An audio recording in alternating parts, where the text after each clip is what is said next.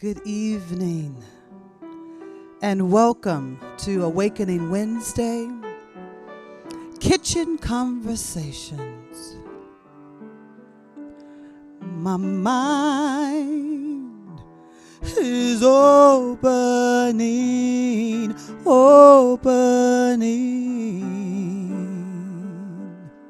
My mind is opening. I am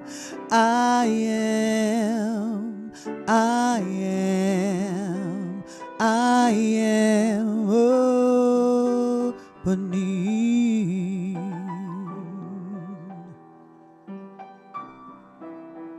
My heart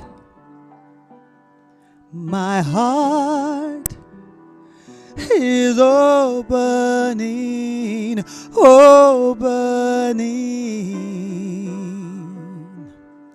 My heart is opening. I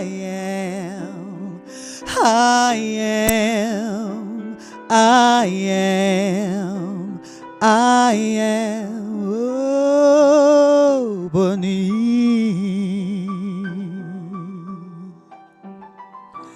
My mind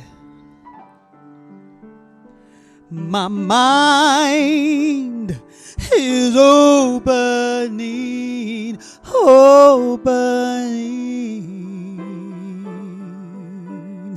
My mind is opening.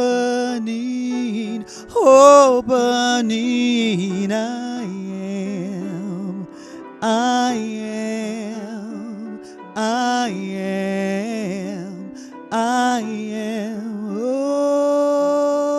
opening.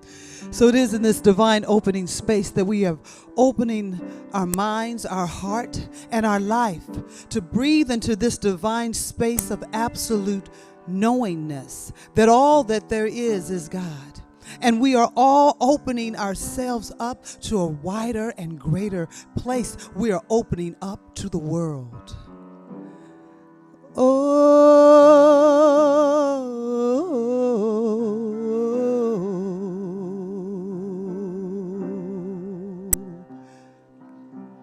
Open to the world.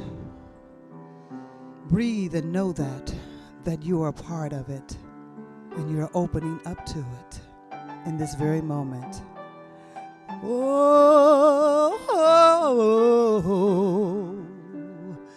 My world is opening.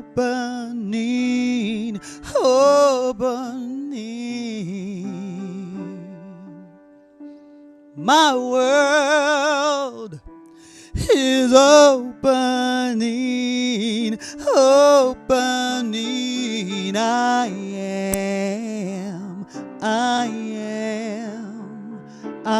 am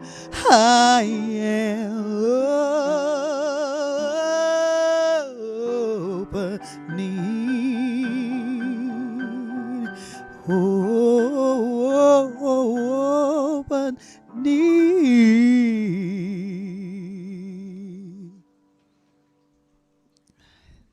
Thank you, Linda. Even though she's not here tonight, Linda's taking a little time off, a little time to relax and just love on herself. So we're sending you some love, Linda.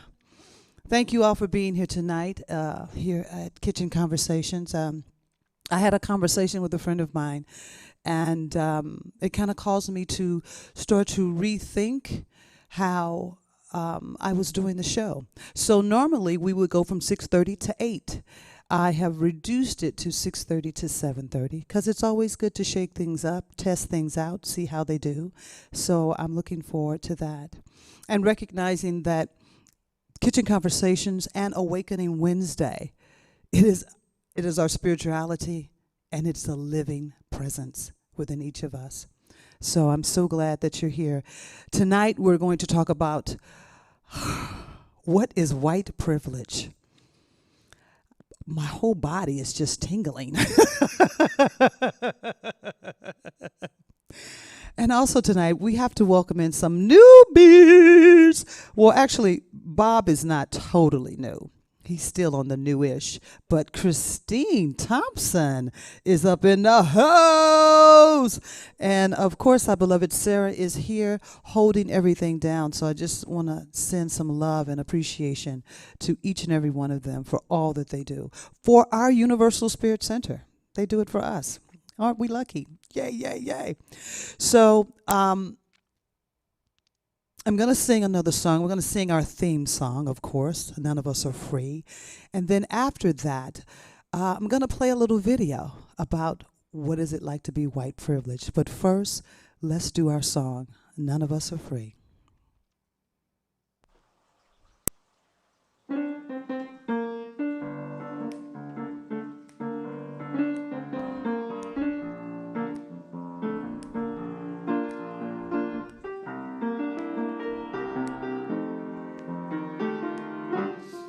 Yeah, well, you better listen, people, I tell ya. 'Cause if you do, you will hear the voices that are calling across the years. And they're crying across the ocean, and they're crying across the land, and they will until we all understand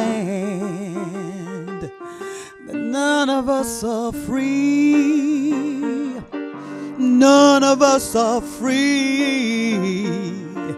None of us are free. If one of us in chains, none of us are free. Oh, there are people in the darkness, and they just won't see the light. If you don't say it's wrong, that says it's right. We gotta give to our brothers and sisters, show them that we really care. Send the message out loud and clear. None of us are free. None of us are free. None of us are free. One of us in chains. Don't you know? None of us are free.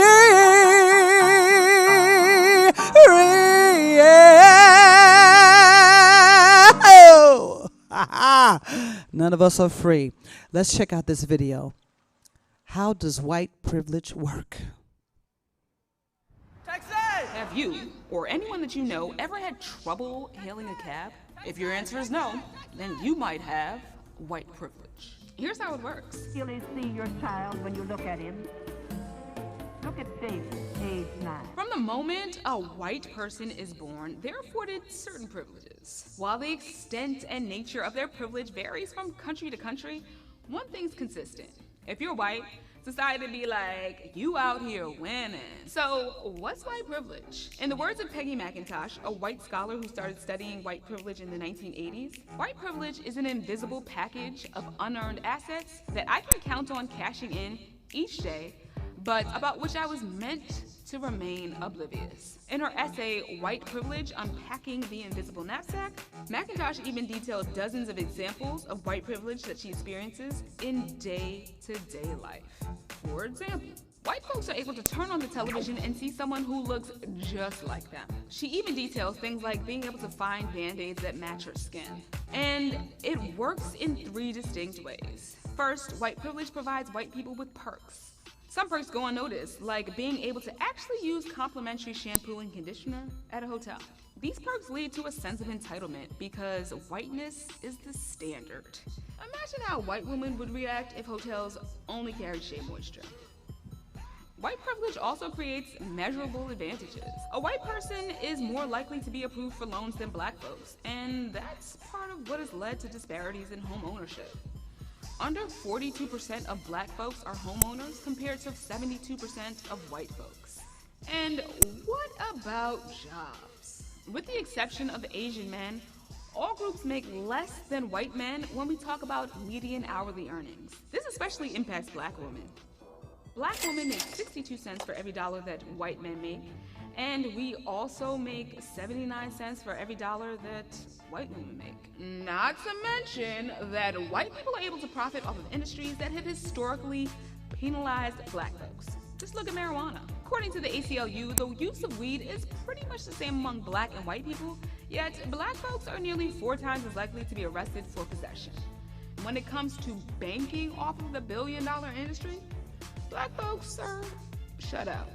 About 1% of dispensary owners in the US are black. Yep, that has white privilege written all over it. And folks, we're only talking about weed here. The fact that there are major disparities in incarceration rates based on race is no surprise. Finally, white privilege has pretty much come to shape everyone's view of history. Everything we've ever learned in schools, every face on our cash money, damn near every page in textbooks centers white people and has been written from the white perspective. These are the faces of our nation's heroes. Why does this matter, you say? Well, white privilege literally affects everything. Income, education, employment, incarceration, spending, housing, and even assembling. Real talk. Do we think that a black person can protest while being armed and live to see the next day? These unearned handouts afforded to white folks are completely real, and the effects of white privilege are measurable. In the words of Damon Young, editor-in-chief of Very Smart Brothers, what white privilege means for white people is that their whiteness hasn't been a social, political, professional, financial, or legal hindrance. They have the privilege of the benefit of the doubt, which manifests as the privilege to just be. So now that you know, are we gonna dismantle white privilege or not? Real talk. Real talk. Real talk. Real talk. Real talk.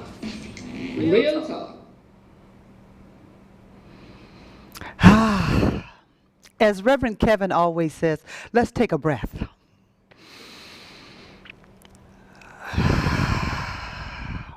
I know that was a lot to take in, and I have to say, I initially when this came up for me, I didn't want to talk about it, but I had an encounter with a dear friend of mine that in essence said, Gino, with my white privilege, I'm going to help you. And in the conversation, when she was having this conversation with me, I could feel the sting, but I didn't know why. I could feel me disconnecting. Her intentions were fantastic, but the unawareness, I felt the energy in me shift. There was no awareness or unawareness in her preview. This was something that she was doing for me as a black woman, for other black people in the world, for, as she mentioned, one of the kids that goes to school with her daughter, for that little black girl. She was going to use her white privilege to help us. And so as I sat with it for, I don't know, maybe a few months before I could really articulate what was there for me, what was coming up. And it was even in the midst of wanting to help, this blind unawareness that there was still a hierarchy, that there was still separation, that it wasn't that I'm moving forward to help mankind, to help all human beings be equal. It was with my white privilege, I'm going to help you. I'm going to help black people. And so when we had the conversation, the first one was not nice. It was not nice. It was not nice on my end because I was very raw in my feelings, and really I actually even wrote them down because it was coming through so quickly. I said to her, white privilege for me has the feeling of entitlement, a feeling of righteousness, and also, in some people, a feeling that ownership, the same ownership that has brought us to this space where we are in the races being so divided. I said, it's amazing that when the British came over, they came over to get away from slavery, to have a free country, and yet they turned around and did the same thing. And so there was this time of us having this conversation that she couldn't hear me, I couldn't hear her, I didn't want to hear. She didn't want to hear. She was offended. And you know what we can do when we get offended, anyone. We start listing our credibilities. You know, you remember when you was here and I did that for you? Well, then remember when this happened and and I did this? And, you know, it was like, wow, we were there. There was a huge divide in between us. And that divide was hurt feelings. And so I'm saying to each and every one of you that are watching now and when you see it later, this is not about poking the finger, but it is about having a conversation that you may or may not agree with, you may or may not understand, but being able to have the space to have the conversation and not close your heart off. I sang that song Opening because this has been opening me up to feelings and things that I did not know were there. Or at least I thought I could control the feeling. But as we are moving to this greater awareness of consciousness, as we are moving to a higher understanding of beingness, and we are creating this new world, none of the old world can drag forward with us. And so that means this conversation has to be. And the beautiful thing about conversation is that it's not a one-way street. I am open to have conversation with anyone. If this hits a chord, if it triggers, please. This is what this is about. It's not to play nice. It's to absolutely unearth, because as we are moving through, you know, when we look at the pandemic, and I think everything is really playing like an amateur theater, all of the pieces are in place for us to unearth. We are the piece that has to commit. And that means some days I'm like, I don't want to look at another movie about how the injustice, I know the damn injustice, I don't want to see it.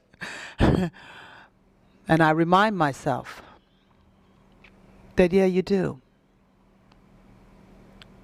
You can't fall asleep. You can't turn away. We can take time off, absolutely. But we can't turn the faucet off now. The faucet has to continue. The pour must remain. And so as I was doing some research on this and things that I wasn't even aware of, that's the beautiful thing about this, is that feeling the feelings but not knowing why I was feeling that. Being in certain places, I understood as a kid, you know, can they not hear me? Is that, oh, okay. I was just checking. I understood as a kid that being in a store and my mother saying, keep your hands in your pocket. Well, I thought all kids had to do that. It wasn't until actually I got into high school, where I was in a more mixed school, that I went to some store with one of my school buddies, white girl, she's picking up everything. I was like, what are you doing?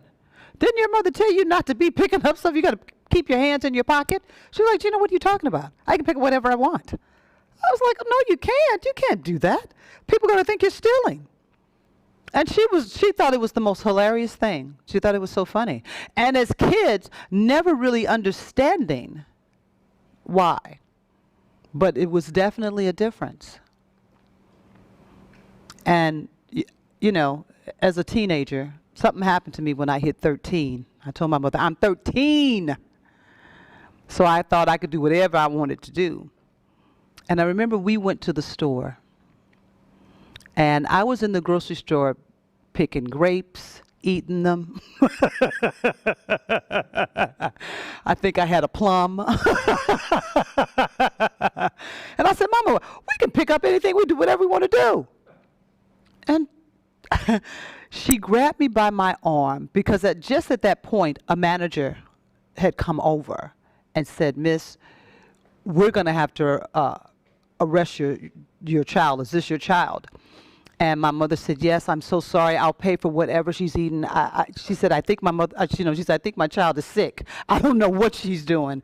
And so she was able to talk with the manager. And we had to leave the store. My mother was so embarrassed.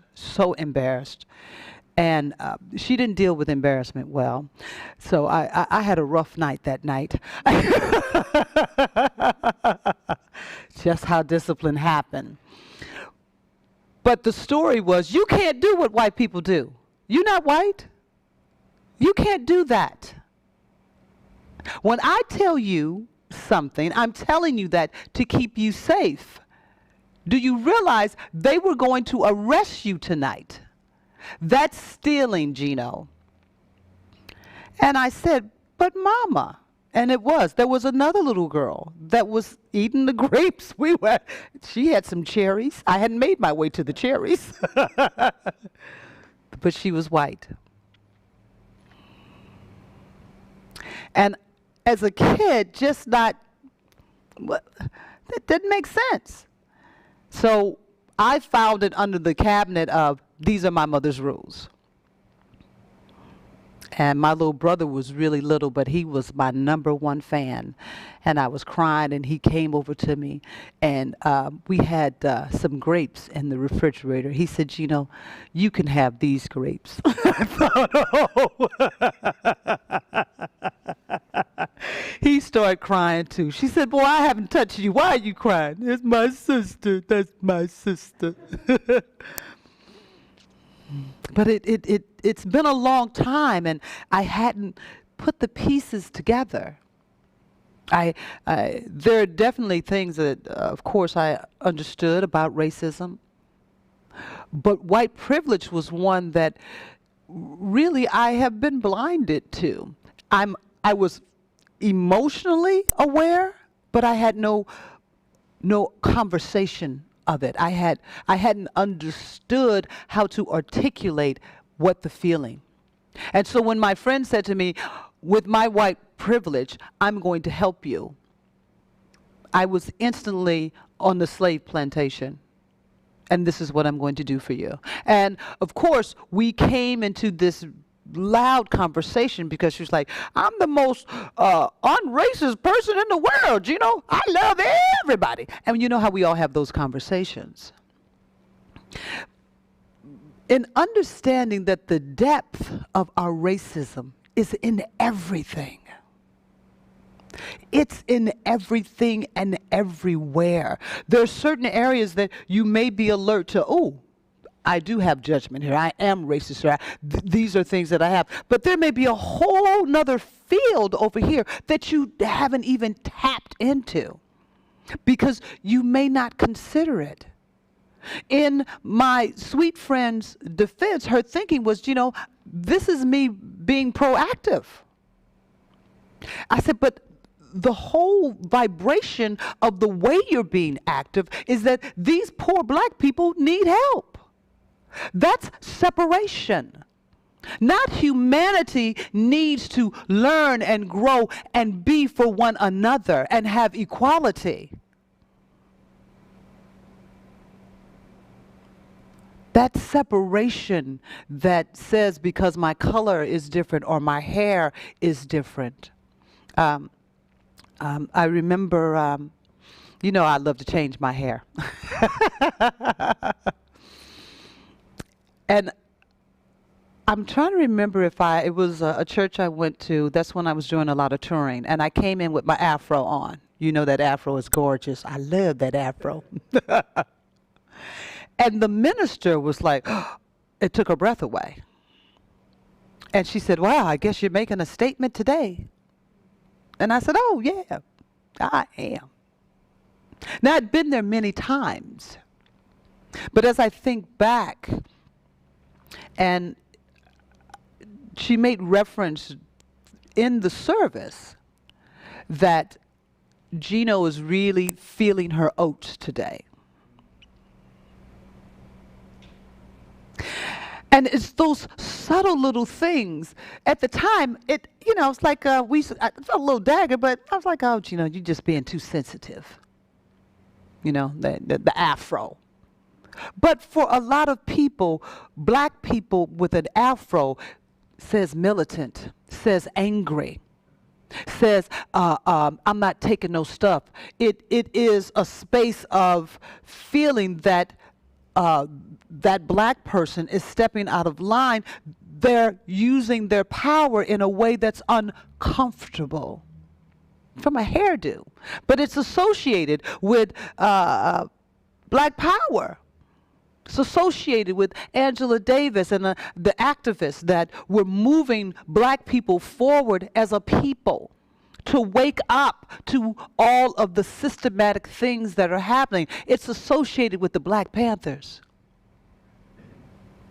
All these things that are laid, they just keep laying layers. It was really interesting for me to read that W.E.B. Du Bois in the 1930s. He wrote about the psychology of the poor white versus the inferiority to the poor, the psychology of the poor whites feeling superior to the poor blacks because they're white skin.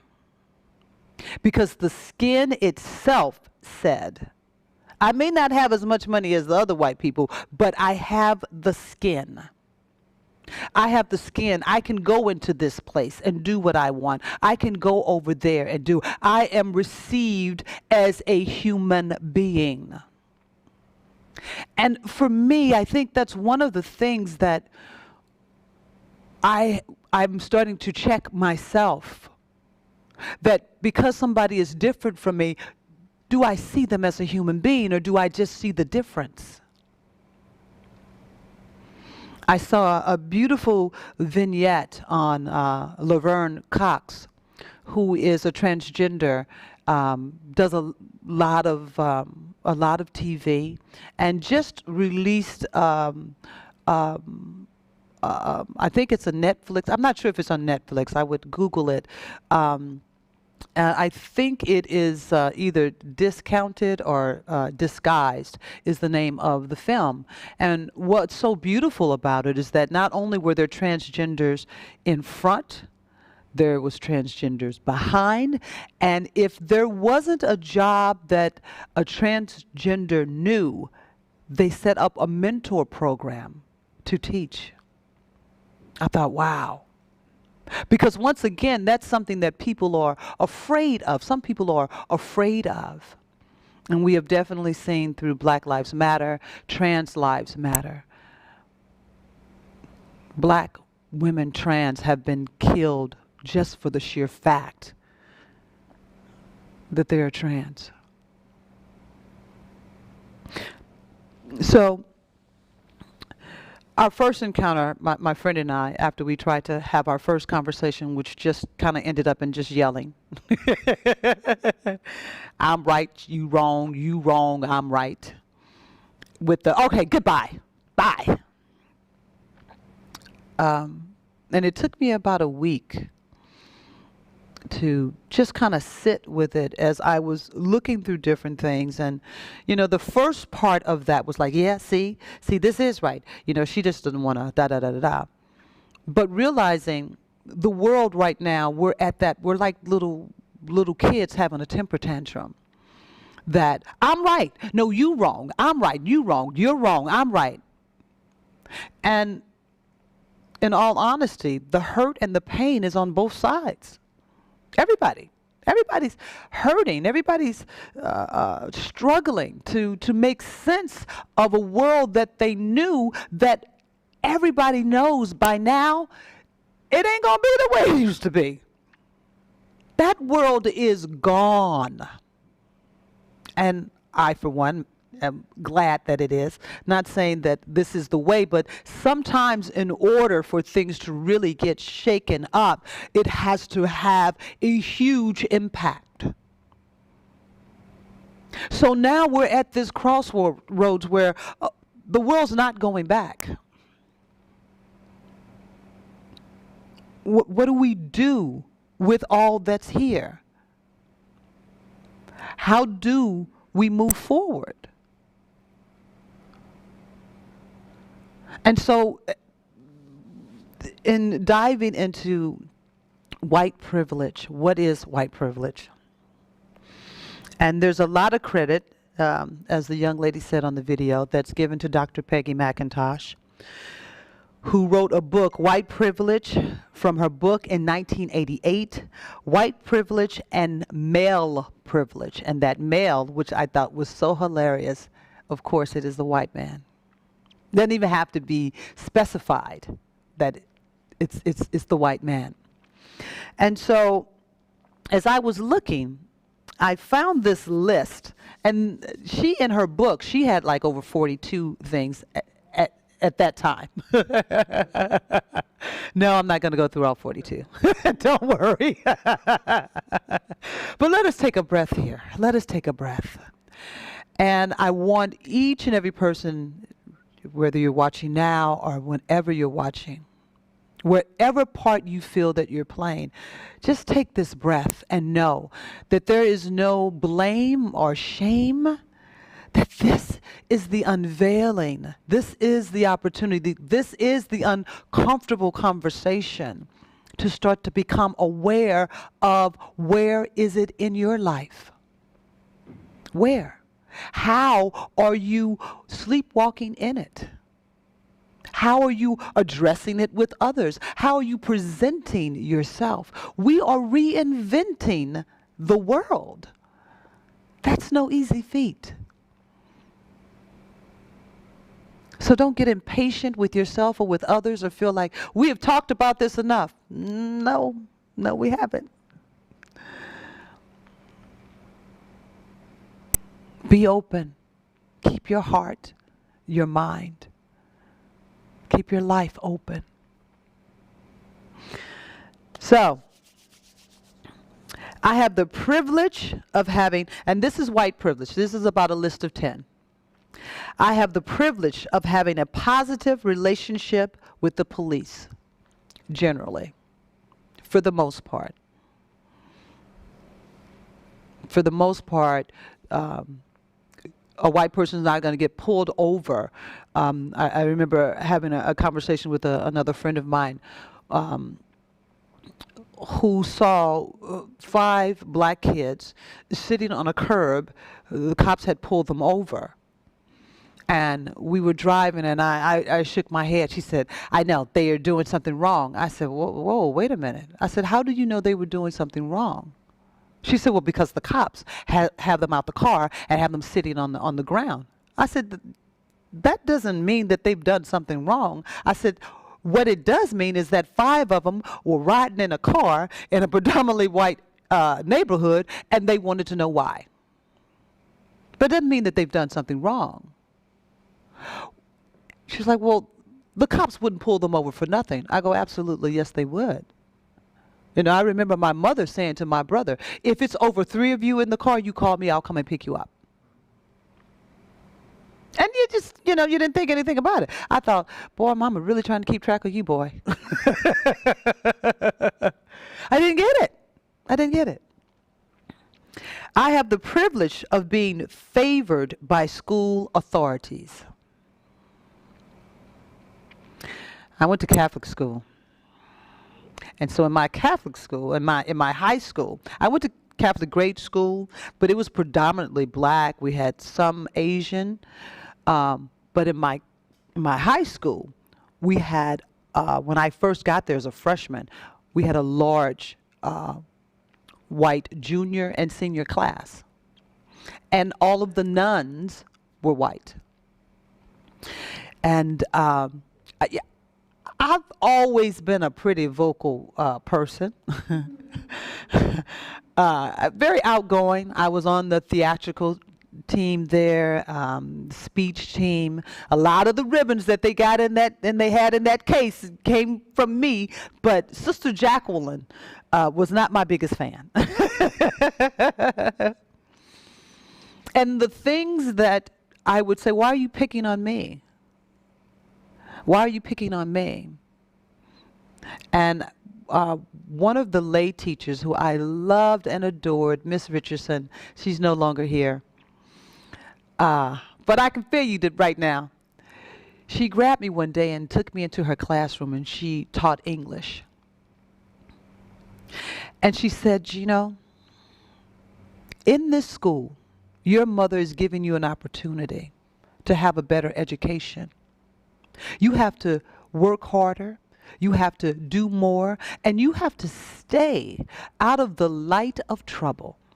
Because the light of trouble, when it shines on you, it will penalize you far beyond what that light will do to one of your other schoolmates that doesn't look like you. You know, I've been known to be called hard-headed. I had to find out for myself. I had to get in trouble with some classmates, and they got a slap on the hand. I got suspended for a week. All I can say is that my mama was not happy. That's all I'll say about that. I have the privilege of attending segregated schools of affluence. I have the privilege of learning about my race in school. I loved when I saw that one. I have the privilege of learning about my race in school. Years ago, Whoopi Goldberg did in one of her stand-ups. Her character was this little girl, little black girl, and she put this white sheet on her head. And she said, I want to be like the girls I see in the TV. And her mother was asking her why. She said, because nobody is dark and ugly like me on the TV. They have pretty blonde hair, beautiful, beautiful white skin. So when she put the sheet on, she imagined that she was that little white girl. It's sad to say that as late as 2010, they did a study on kids, and little black girls were still choosing white dolls over the black dolls. One, I do agree with them. Some of those dolls are really ugly. Like, that is not what we look like. And I have a friend that created dolls that do really look like us, because part of that is if you can't see us, the description that a lot of times, and this happens not only with white people, Hispanic, Asian, black, we see people differently. And so you have a white person trying to create a black doll. The skin tones are just atrocious. But that to the side. Still, the majority of the little black girls wanted the white doll. And they wanted the white doll. Why? Because the white doll was loved everywhere. The white doll was seen everywhere. The white doll has more clothing, has more shoes. It really did, even in the packaging of it. Amazing.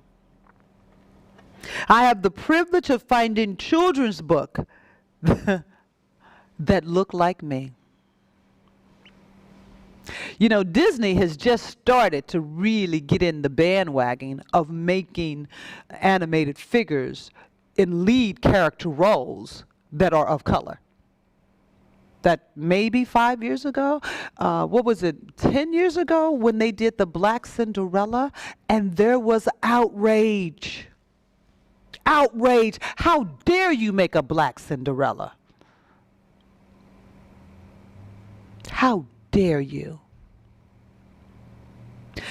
Some of these things have been so embedded that even in your conversation, the justification seems to make sense. This is a childhood cartoon. This is a childhood story. Why would you want to change it? Because it doesn't represent everyone. If everyone was getting representation, that would be a different thing. But we are not. I have the privilege of soaking in media biased toward my race, blatantly toward my race. You know, the media is a powerful tool. Corey, who does our Sunday production, was sharing with me that he is doing some theatrical plays, and for the presentation, and they're black plays, he was looking for some black pics of a man's hand. And he was like, Chino, it was so hard to find. he was so surprised. It was so hard to find. And I said, well, was it just a black man's hand? He said, no, it had to be reaching for a gun. I said, well, I'm surprised you couldn't find it reaching for a gun. But it was with gang affiliation. You could find it with them, with gang, but not this picture was for play, and you know, you wanted to see the hand over the gun type of thing. He said he saw plenty of white hands and with guns. But there is the justification again. Who was the comedian that said, you want to get the gun laws changed? Give every black man a gun. Give every black man a gun. The laws will be changed tomorrow.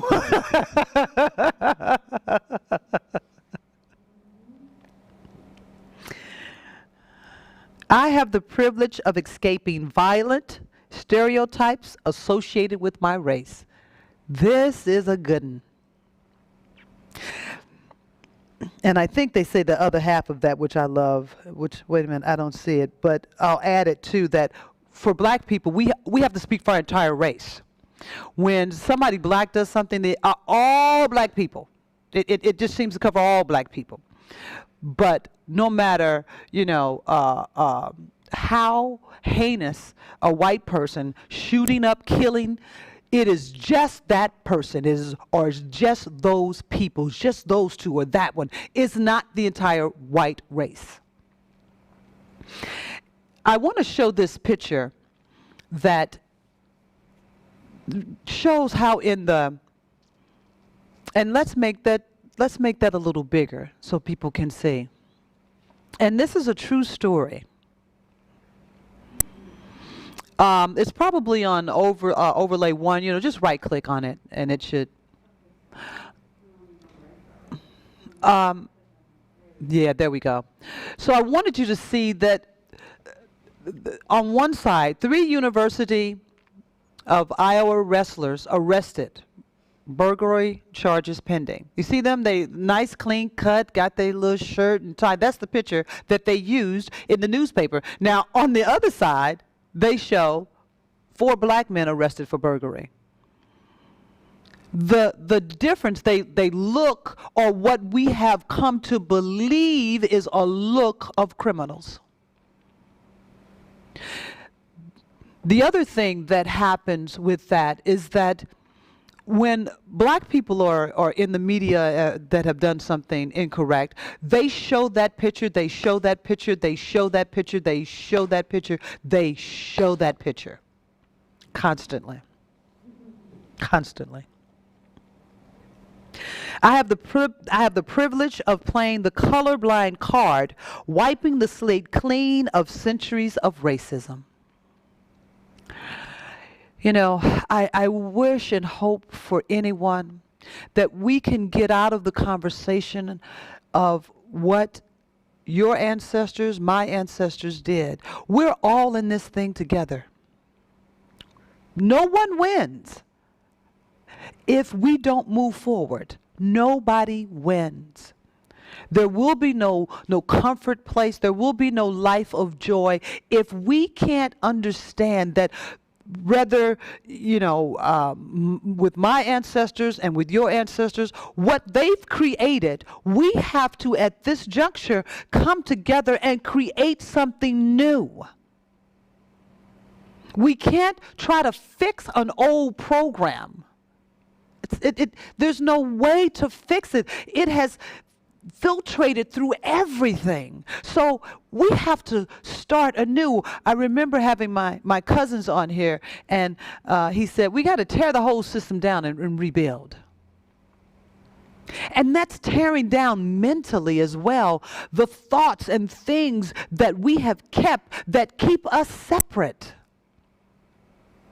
Someone said, I don't know what it's like to be black. I said, you don't have to know what it's like to be black, but you know what it's like to be human. You know what it's like for a mother to lose a child. You know what it's like for you to lose a family member. You know what it's like to have your home taken from you, your job. You don't have to be black. Human. We're all human beings. We have families, we have friends, we have loved ones. Everybody bleeds if they get cut. We all bleed. You get shot, you bleed or die.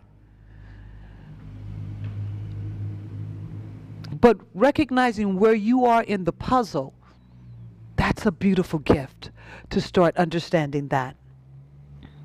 I have the privilege of being insulated from the daily toll of racism. I have the privilege of having a name that is less likely to influence whether I am given the opportunity to interview for a job. I will say this in closing. I remember when Bill Cosby, before his demons came to light, Bill Cosby stood at Howard University and said, for those of you that name your children Makisha or Luisha, he went through a list of African names that you should be ashamed of yourself because you are paralyzing them from having the chance to compete in this world. And I have to be honest. When I first heard that, I was like, you know what, Bill, you right. Half the time you can't say all that. Shanika, Shaquika, blah, blah, blah. Because I was asleep. I was asleep that I believe, too, that you need to have a name that white people can say. Now, did I say it like that? No. But I thought, well, you need to have a name that's easy for people. You need to have a name that blends in with the people. No. No. I'm a little late, but I get it. So I'll just say, some will believe in white privilege, some will not. My call to you is to believe in the human beingness, to understand that if any human being is treated less than, we are not a nation of one. We are not a world that is loving and supporting of all. I don't have all the answers, and people often ask, what is mine to do? What is mine to do? Well, one of the first things is to start really listening to the thoughts and things that you're thinking, things that you say, things that you take for granted. Be the observer. Be the observer. I want to thank you guys for joining me in Kitchen Conversations. I have a beautiful playlist for you to take a look at. And once again, breathe into this moment. Any questions? Any comments? Gino at universalspiritcenter.org. I openly and lovingly welcome them in. Thank you.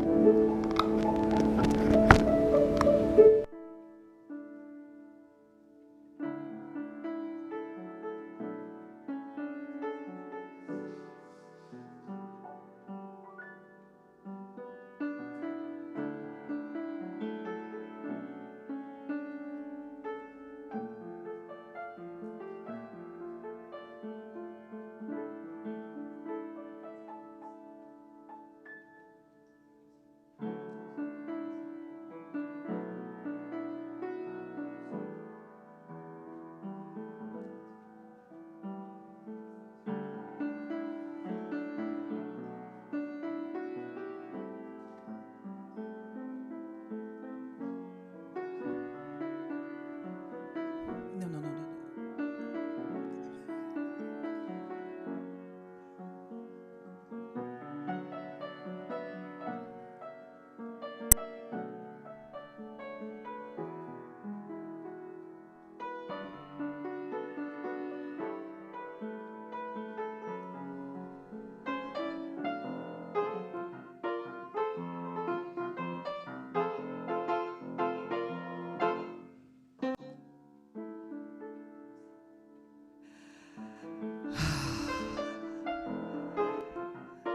Yeah, we're just having a little technical thing here.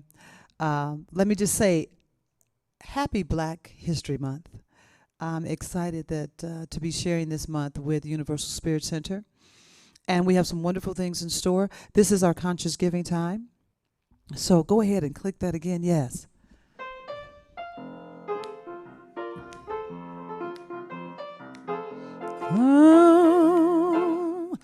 I am blessed.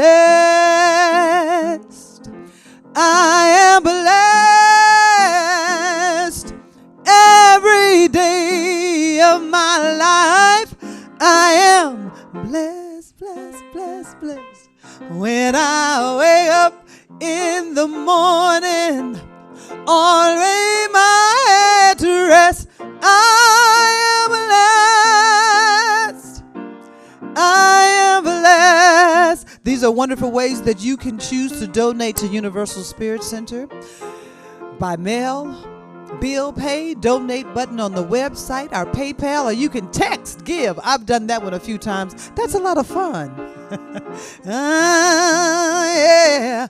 When I wake up in the morning or lay my head to rest, I am blessed. I am blessed. I want to thank you guys for joining me today.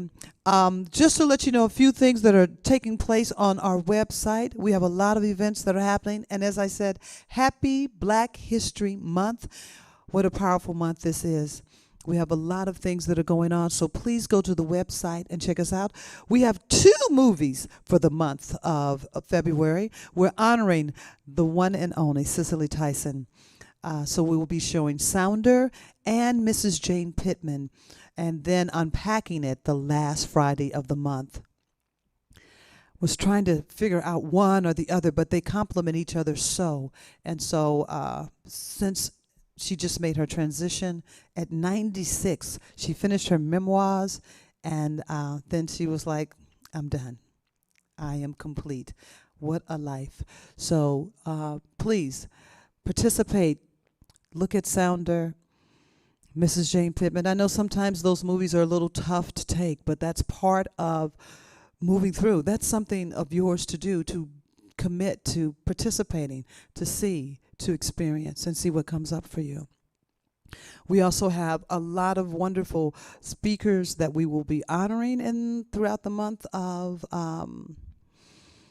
February for Black History, and we have a concert that'll be coming up for Valentine's Day. We'll hold that off to Sunday. You have to come back on Sunday. It'll be so awesome. So I want to thank you all for joining us today. Thank you, Bob. Thank you, Sarah. Thank you, Christine. She broke a cherry. She broke a cherry. I didn't say that, Reverend Kevin. He never watches this. No, he doesn't know. Thank you so much. And we'll see you next week on Awakening Wednesday. Looking forward to that. Have a wonderful evening. From my heart to yours, I'm sending you so much love and blessings. Thank you.